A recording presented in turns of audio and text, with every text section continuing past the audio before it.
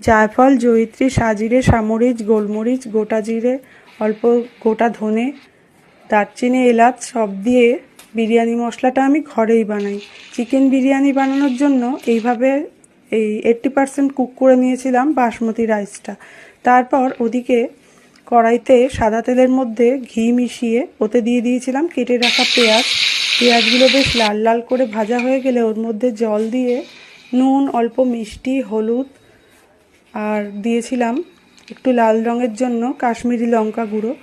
এই সমস্তটা দিয়ে ওর মধ্যে কেটে রাখা আলুগুলো দিয়েছিলাম সেদ্ধ হওয়ার জন্য। তাতে দিয়েছিলাম আদা রসুন বাটা আর একটু গোলাপ জল। এরপর এটা ঢাকা দিয়ে দিয়েছিলাম। আলুগুলো যখন সেদ্ধ হয়ে গেল ওগুলো তুলে রাখলাম ছাঁকনি দিয়ে ছেঁকে। তারপর ওর মধ্যেই চিকেনটা দিয়ে দিলাম যাতে ভালো করে কুক হয়।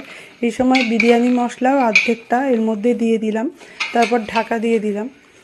এরপর চিকেনটা যখন তেল ছেড়ে এলো তখন ওর মধ্যে রাইসটা দিয়ে দিলাম, ঘি দিয়ে দিলাম উপর থেকে ছড়িয়ে, বিরিয়ানি মশলা বাকিটা দিয়ে দিলাম আর দিলাম অল্প দুধ।